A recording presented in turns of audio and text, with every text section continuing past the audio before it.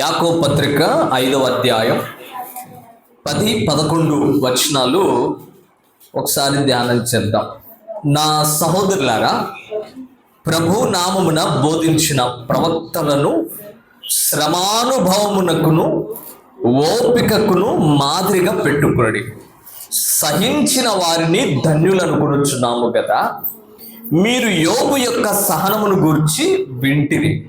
ఆయన ఎంతో జాలియు కనికరమును గలవాడని మీరు తెలుసుకొనుడి. ఇక్కడ రాయబడిన మాట, ప్రవక్తలు అనేక మంది దేవుని నామాన్ని బోధించిన వాళ్ళు చాలా శ్రమలు పడ్డారు. వాళ్ళు ఓపిక పడ్డారు, సహించారు. ఇది శ్రమలు అనుభవించిన ప్రవక్తలందరిలో కూడా ఒక వ్యక్తి ఉన్నాడు. ఆయన పేరే యోబు. యోబు యొక్క సహనమును గురించి మీకు తెలుసు కదా అని అన్నాడు. బైబిల్ గురించి తెలిసినోడు ఎవడైనా సరే యోబు గురించి తప్పనిసరిగా తెలుసుకుంటాడు. యోబు చాలా శ్రమలు పడ్డాడు. ఒక మాటలో చెప్పాలంటే, ఈ భూమి మీద ఎవడైనా శ్రమలు పడ్డాడా అంటే మొట్టమొదటి స్థానంలో యోబుని పెడతాం. అన్ని భయంకరమైన శ్రమలు అనుభవించాడు. అందుకే ఇక్కడ రాయబడింది, యోబు యొక్క సహనమును గురించి మీరు వింటిరి కదా, మీరు విన్నారు కదా. అసలు యోబు ఎన్ని శ్రమలు పడ్డాడో చాలామందికి తెలియదు. ఈరోజు నేను యోబు గురించి మీకు వివరంగా చెప్పాలని ఆశపడుతున్నాను. యోబు చాలా ఆశీర్వదించబడ్డాడు. ఎంత ఆశీర్వదించబడ్డాడంటే, మనకు యోబు జీవితాన్ని యోబు గ్రంథంలో గమనిస్తే ఆయనకి ఎంతమంది పిల్లలు అంటే 7 మగపిల్లలు, 3 ఆడపిల్లలు. 7 మగపిల్లలు, 3 ఆడపిల్లలు. 7,000 గొర్రెలు ఉన్నాయంట. దయచేసి గమనించాలి. 7 మగపిల్లలు, 3 ఆడపిల్లలు, 7,000 గొర్రెలు, 3,000 ఒంటెలు. వందలు కూడా కాదు, వేలు. 7,000 గొర్రెలు, 3,000 ఒంటెలు, 1,000 ఎడ్లు, 500 ఆడగాడిదలు ఉన్నాయంట. గొర్రెలు ఉన్నాయి, ఒంటెలు ఉన్నాయి, ఎడ్లు ఉన్నాయి, ఆడగాడిదలు ఉన్నాయి. ఒక విషయం ఏంటంటే, ఇవన్నీ మేపడానికి చాలా మంది పనివాళ్ళు కూడా ఉన్నారు. ఎవరికన్నా ఇంత ఆస్తి మీరు ఎవరికన్నా చూశారు ఎప్పుడన్నా?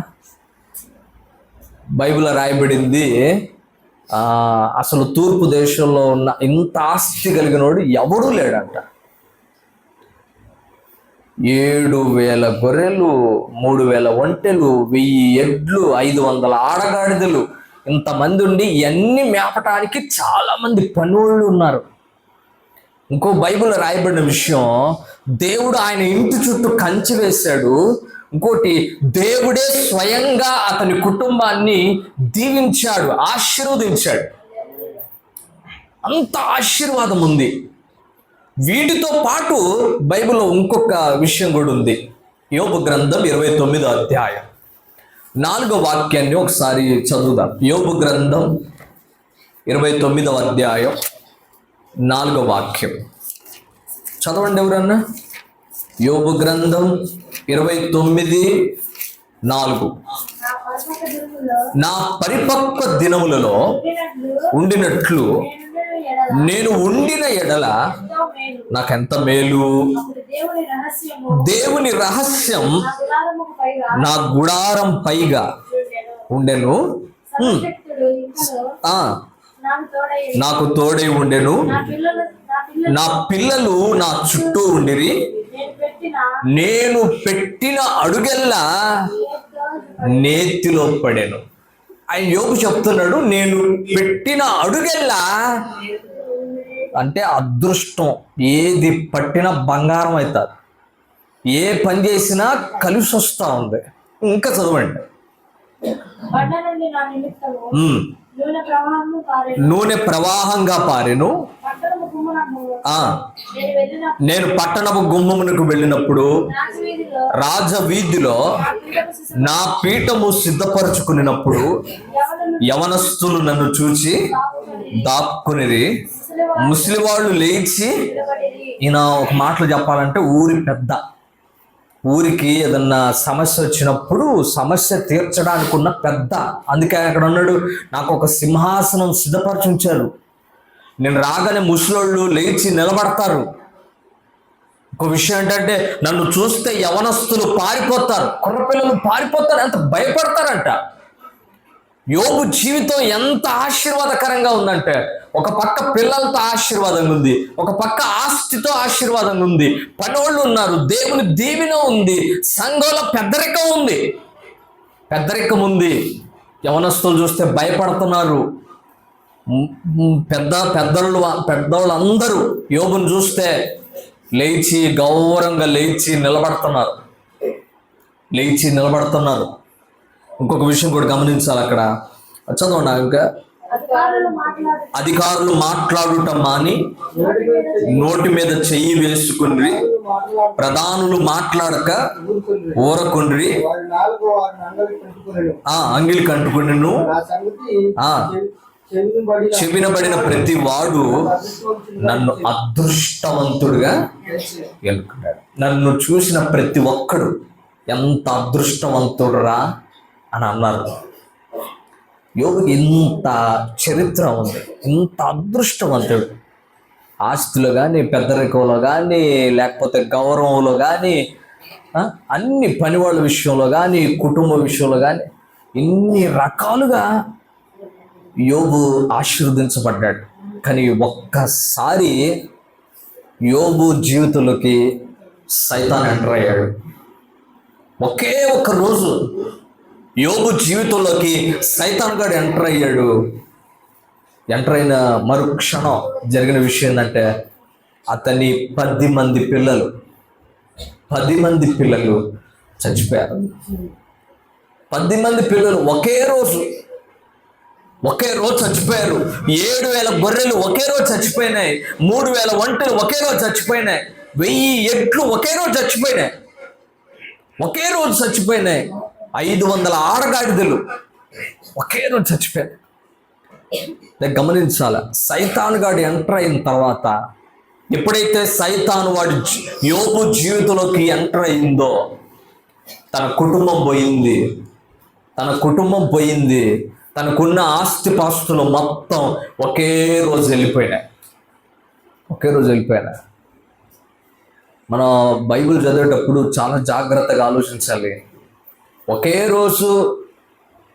ఒకే రోజు తనకున్న ఆస్తి మొత్తాన్ని కోల్పోయాడు. తనకున్న ఆస్తి కూడా ఎవ్వడికి లేదు, అంత ఆస్తి ఉంది. అంత ఆస్తి కలిగినోడే ఒకే రోజు తన ఆస్తి మొత్తాన్ని కోల్పోయాడు. ఇంట్లో శ్రమ ఎవడన్నా పడుంటాడా?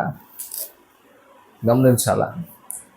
మన కుటుంబంలో ఒక్కడు చనిపోతేనే దేవుణ్ణి ఎన్నో మాటలు అంటాం, ఒక్కడు చనిపోతేనే.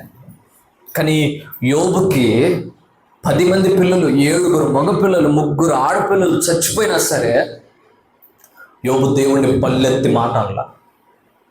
ఇంకో విషయం గమనించాం, అంత ఆస్తి, 7,000 ఒంటెలు, 7,000 గొర్రెలు, 3,000 ఒంటెలు, 500 జతల ఎడ్లు, 500 ఆడగాడిదలు, అవి మొత్తం పోయినా యోబు దేవుణ్ణి ఒక్క మాట అనలా. ఈ మాట్లాడినప్పుడు చాలామంది దేవుడిని వ్యతిరేకించేవాళ్ళు ఒక మాట అంటుంటారు, ఇవన్నీ చేస్తుంటే దేవుడు ఏం చేస్తున్నాడు? ప్రైజ్ ది లార్డ్, హల్లెలూయా, హల్లెలూయా.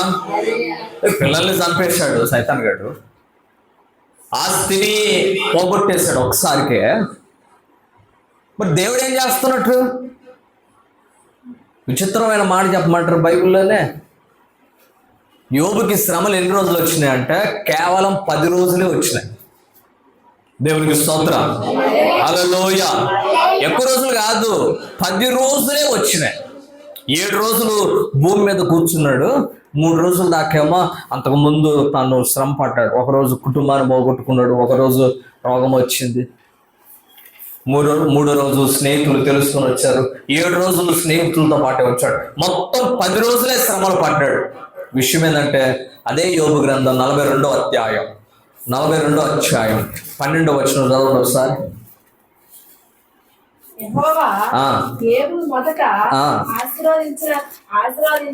మొదట ఆశీర్వదించిన దానికంటే మరి అధికంగా ఆశీర్వదించను. ఇంతకుముందు 7,000 గొర్రెలు ఉన్నాయి, ఇప్పుడు 14,000 గొర్రెలు వచ్చినాయి. 6,000 ఒంటెలు. ఇంతకు ముందు 3,000 ఒంటెలు ఉన్నాయి, ఇప్పుడు 6,000 ఒంటెలు వచ్చినాయి. ఇంతకు ముందు 1000 జతల ఎడ్లున్నాయి, ఇప్పుడు కూడా 1000 జతల ఎడ్లున్నాయా.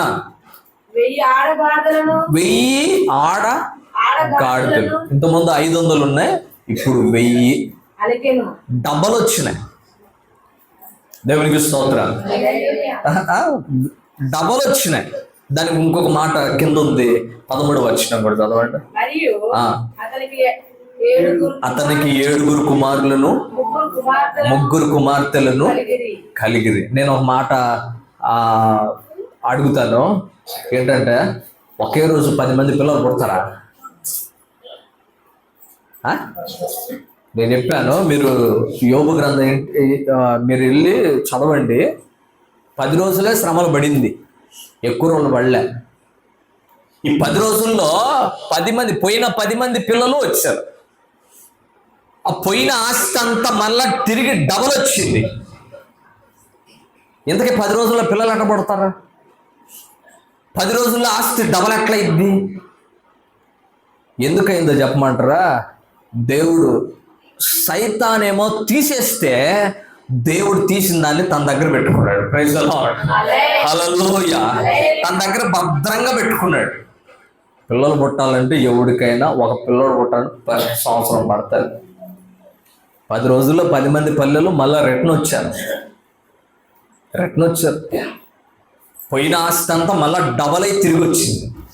10 రోజుల్లో ఎలా సాధ్యమైంది అంటే సైతాన్ గాడు తీసేశాడు, కానీ దేవుడు తన దగ్గర దాచుకున్నాడు. హల్లెలూయా. 10వ రోజు కాగానే మళ్ళీ తిరిగి యోబుకి డబల్ చేసి ఇచ్చాడు. కానీ ఈ మధ్యలో జరిగిన విషయం ఏంటంటే యోబుని సైతాన్ గాడు చాలా వేధించాడు. ఆస్తిని పోగొట్టాడు, ఎవరికైనా బాధే. పిల్లలు పోగొట్టాడు, చాలా బాధే. కానీ ఈ 2 కుదరక సైతాన్ గాడు చేసిన పని ఏం తెలుసా? యోబు మీదే దాడి చేశాడు. యోబుని దేవుడు శ్రమ పట్టడానికి మాత్రమే అనుమతించాడు, ప్రాణం తీయటానికి అనుమతించలేదు. ఎంత శ్రమ పెట్టాడో కొన్ని మాటలు నేను జ్ఞాపకం చేస్తాను, దయచేసి చదవండి ఒకసారి. అది యోబు గ్రంథం 2వ అధ్యాయం 7-8 వచనాలు ఒకసారి చదవండి. యోబు గ్రంథం 2వ అధ్యాయం 7-8 వచనాలు. కాబట్టి అపవాది యెహోవా సన్నిధి నుండి బయలు వెళ్ళి అరికాలు మొదలుకొని నడినెత్తి వరకు బాధగల కురుపులతో యోబును మొత్తెను. అతని ఒళ్ళు గోక్కొనుటకై చిల్ల పెంకు తీసుకొని బూడిదలో కూర్చున్నాడు. చాలు. యోబుకి ఎన్ని శ్రమలు వచ్చినాయంటే అన్ని శ్రమలు కూడా నిలదొక్కుని నిలబడ్డాడు. 10 రోజులే అని దేవుడే ముందే చెప్పలేదు, కానీ దేవుడి మీద నమ్మకంతో, తను నమ్మిన దేవుడు నమ్మదగిన వాడని నమ్మకంతో యోబు ధైర్యంగా నిలబడ్డాడు. పిల్లల్ని కోల్పోయినా చెలించల, ఆస్తిని కోల్పోయినా చెలించలే. యోబు సైతాన్ గాడు ఇప్పుడు యోబు మీద దాడి చేశాడు. ఏంటంటే ముందు తల మొదలుకొని అరికాలు వరకు కురుపులతో నిండిపోయింది. శరీరం అంతా కురుపులతో నిండిపోయింది. ఇప్పుడు చిల్ల పెంకు తీసుకొని గీక్కుంటున్నాడు. చాలా జాగ్రత్తగా వినాలి. చిల్ల పెంకు తీసుకొని గీక్కుంటున్నాడు. ఒళ్ళంతా పుండే. మనకు ఎక్కడన్నా కొద్దిగా ఒక పుండు వస్తుంది తట్టుకోలేదు. కానీ యోబుని గమనిస్తే తల మొదలుకొని అరికాలు వరకు శరీరం అంతా పుండే. పొయ్యి కూర్చొని బూడిదలో కూర్చున్నాడు. గిక్కోవడానికి బాగా బాధగా ఉండి పొయ్యి బూడిదలో కూర్చొని పట్టకప్పుకొని అప్పుడప్పుడు జలొస్తుంటే గిక్కోవడానికి చెయ్యి బాగాదేమనని కొండ పెంకు ఒకటి ఉంటే ఆ పెంకు తీసుకుని గిక్కుంటున్నాడు. ఇంకో విషయం గమనించాడు. 17వ అధ్యాయం 13వ వచనం 13-14 వచనం ఒకసారి చదవండి. 17వ అధ్యాయం 13-14 వచనాలు.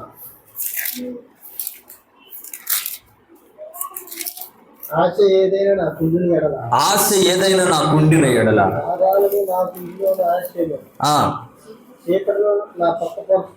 చీకట్లో నా పక్క పరుచుకున్నాను. నువ్వు నాకు తండ్రివని గోతితోను, నీవు నాకు తల్లివని చెల్లెలివని. దేంతో చెప్తున్నాడంట? పురుగు. గమనించాల. ఆస్తి పోయింది, పిల్లలు పోయారు, శరీరం మీద కురుపులు వచ్చినాయి, చిల్ల పెంకుతో గీక్కుంటున్నాడు, బూడిదలో కూర్చున్నాడు, పట్ట కప్పుకున్నాడు. ఇంతటితో గమనిస్తా ఉంటుంటే ఈ 10 రోజులు జరిగిన విషయం తెలుసా? ఆ పుండు మీద పురుగులు రావడం ప్రారంభించిన. ఈయనకి పక్క ఎక్కడ వేశారంటే తీసుకెళ్ళి చీకట్లో పడేస్తారు. చీకట్లో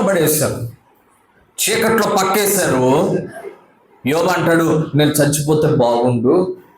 గోతితో అంటున్నాడు, నువ్వు నాకు సహోదరివి, ఏ రోజు చచ్చిపోతాను తెలీదు, నువ్వు నాకు సహోదరివి. పక్కనున్న పురుగుతో అంటున్నాడు, నువ్వు నాకు చెల్లివి. పురుగు వచ్చి పైన పాకుతా ఉంది, ఆ పుండు మీద పాకుతా ఉంటుంటే ఆ పుండు మీద పాకుతున్న పురుగును చూసి అంటున్నాడు, నువ్వు నాకు చెల్లివి అమ్మా అంటాడు. ఇంకో భయంకరమైన విషయాలు ఉన్నాయి. చదవండి. 30వ అధ్యాయం 30వ వాక్యం. 30వ అధ్యాయం 30వ వాక్యం. నా చర్మం నల్లబడిపోయింది, చర్మం ఊడిపోతా ఉంది,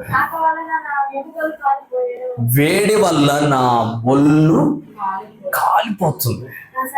చాలు ఒళ్ళు నల్లబడిందంట. చూస్తూ ఉన్నాడు, బాగా ఎర్రగా ఉన్నవాడేమో. యోబు అంటున్నాడు, నా ఒళ్ళు నల్లబడింది, తోలు ఎక్కడికక్కడ ఊడిపోతుంది, ఎక్కడికక్కడ తోలు ఊడిపోతా ఉంది, ఒళ్ళంతా కాలిపోతుంది. అక్కడే ఇంకొక మాట ఉంది. 17వ వచనం 30-17. రాత్రి వేళ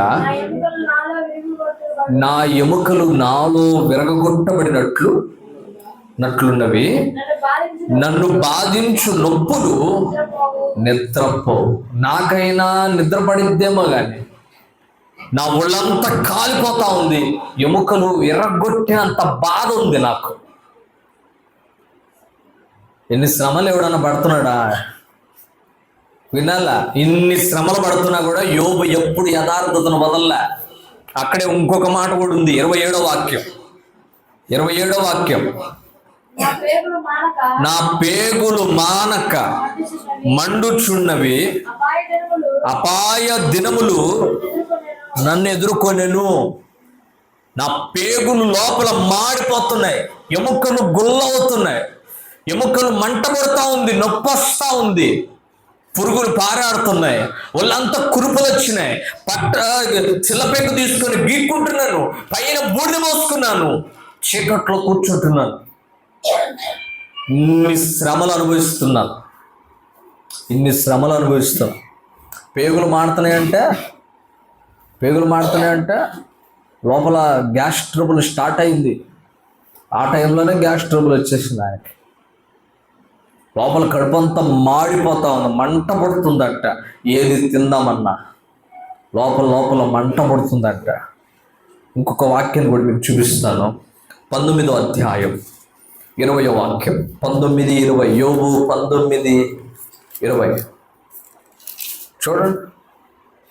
ఆ ఎముకలు నా చర్మంతోను నా ఎముకలు నా చర్మముతోను నా మాంసముతోను అంటుకొని ఉన్నవి, దంతములు అస్థి చర్మము మాత్రము మిగిలి యుంపబడి ఉన్నది. చూడండి, పళ్ళు కనబడుతున్నాయంట బయటికి, ఎముకలు క్లియర్ కనబడుతున్నాయంట, ఎముకలకి తోలు అతకపోయిందట, కండ అసలు లేకుండానే ఒక్క మాటలు చెప్పాలంటే సన్నగా అయిపోయాడు, సన్నగా అయ్యాడు, నల్లగా అయ్యాడు, ఒళ్ళంతా కురుపులు వచ్చినాయి, పేగులు మాడుతున్నాయి, పురుగులు పారాడుతున్నాయి. ఇంకో భయంకరమైన విషయం చెప్పమంటారా? భార్య ఏమంటుందో తెలుసా? భార్య రోగం స్టార్ట్ అయినప్పుడు ఏం చెప్పిందంటే, ఒరే యథార్థతను వదిలి చచ్చిపోరా అంది. యథార్థతను వదిలి ఏమంది? చచ్చిపోరా అంది. ఇప్పుడు ఏమంటుందో తెలుసా? చూడండి, 19వ అధ్యాయం 16వ వాక్యం. అదే యోబు గ్రంథం 19వ అధ్యాయం 16-17 వచనాలు ఒకసారి చూడండి.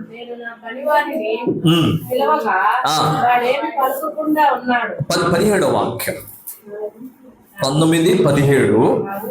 నా ఊపిరి నా భార్యకు అసహ్యము, నేను కనిన కుమారులకు నా వాసన అసహ్యం.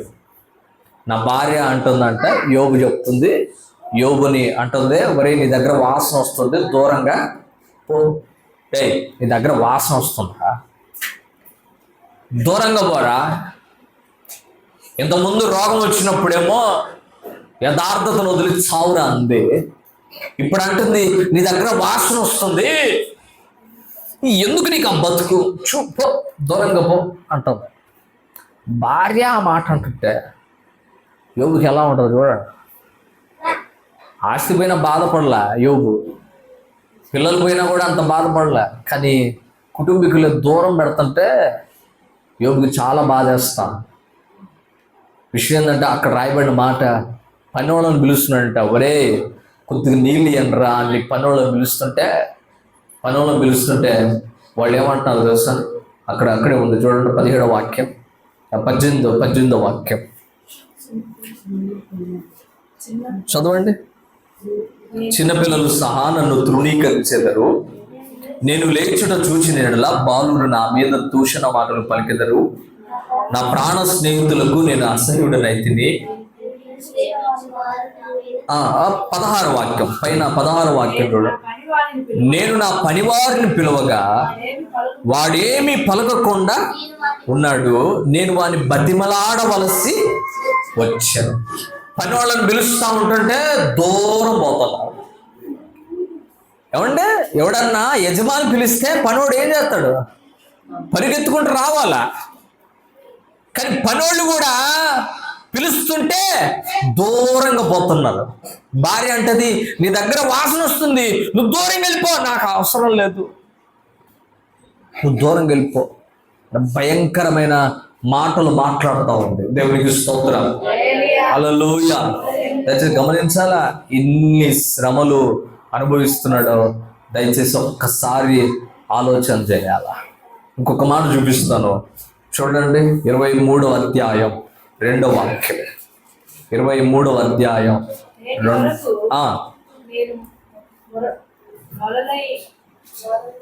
23వ అధ్యాయం 2వ వాక్యం ఒకసారి. నేటి వరకు నేను మరలిడుచు తిరుగుబాటు చేయించున్నాను, నా వ్యాధి నా మూలుగు కంటే భారంగా ఉంది. ఒక మాటలో చెప్పాలంటే మూలిగితో కూడా మూలిగిన పట్టలేదంట, మూలగటానికి కూడా ఓపిక లేదంట. దాన్ని గమనించాలా, ఎన్ని శ్రమలు అనుభవిస్తున్నాడు, ఎన్ని బాధలు పడుతున్నాడు. ఒళ్ళంతా సన్నగా అయిపోయింది, నల్లగా అయిపోయింది, చర్మానికి ఆ ఎముకలకి చర్మం అతక్కపోయింది. వాసన వస్తుంటే భార్య పిలిస్తే రావట్లా. భార్య అంటుంది, నీ దగ్గర వాసన, దూరంగా పోరా అంటుంది. పనోళ్ళు పిలుస్తుంటే పనోళ్ళు అసలు పిలిచినట్టే లేకుండా దూరంగా పోతున్నారు, పిలిచినట్టు అనిపించట్లే. చెవిటోళ్ళు పోయినట్టు వెళ్ళిపోతున్నారు. వాళ్ళు బట్టలాడుకుంటున్నారు, వరే కొద్దిగా అన్నం పెట్టరా, కొద్దిగా నీళ్లు పెట్టండి రా, నీళ్ళు ఇవ్వండి రా అని యజమాని దాసుల్ని, పని వాళ్ళని బతిలాడుకోవాల్సిన పరిస్థితి వస్తూ ఉంది. బైబిల్లో రాయబడింది, నాకు నెమ్మది లేదు, నాకు సమాధానం లేదు, నాకు విశ్రాంతి లేదు, సమాధానం లేదు. చివరికి యోబు ఏమంటాడు తెలుసా? నా బ్రతుకు మీద నాకు విరక్తి పుట్టింది అని అన్నాడు. నా బ్రతుకు మీద నాకు విసుకొచ్చిందంట. ఇన్ని శ్రమలు ఎవడన్నా పడ్డా? ప్రైజ్ ది లార్డ్, హల్లెలూయా, హల్లెలూయా. ఇన్ని శ్రమలు అనుభవిస్తున్నా కూడా యోబు నోట్లో నుంచి 4 చక్కని మాటలు వచ్చినాయి. ఏంటో తెలుసా? ఒకటి, యెహోవా ఇచ్చెను, యెహోవా తీసుకొనెను. ఆయన మేలే చేస్తాడు.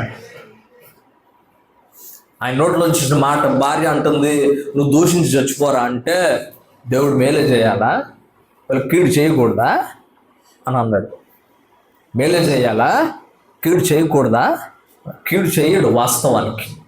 యోబు నోట్లో వచ్చిన చక్కని మాట, దేవుడు మేలే చేయాలా, కీడు చేయకూడదా అని అన్నాడు. ఇంకొక మాట అంటాడు, ఏమంటాడంటే, నేను శోధించబడిన తర్వాత శుద్ధ సువర్ణంగా మార్చబడతాను. ఇప్పుడు కష్టాలు వస్తున్నాయి, కష్టాలు వచ్చినాయి, బాధలు వచ్చినాయి, దేవుడు చూస్తున్నాడు. కానీ ఒక రోజున నేను సువర్ణంగా మార్చబడు, శుద్ధ సువర్ణంగా. ఒక మాటలో చెప్పాలంటే ఒరిజినల్ బంగారంగా ప్రభు దగ్గర కనబడతాం. ప్రైజ్ ది లార్డ్, హల్లెలూయా. యోబు దేవుడి గురించి మాట్లాడుతున్న మాట, నేను యథార్థత వదలను. ప్రైజ్ ది లార్డ్, హల్లెలూయా. ఒరే, ఇన్ని చేస్తున్న దేవుడు అంటావేంద్రా, ఇన్ని చేస్తున్న దేవుడు అంటావేంద్రా అంటే, యోబు దేవుడి గురించి అంటాడు, నేను మరణమైనా సరే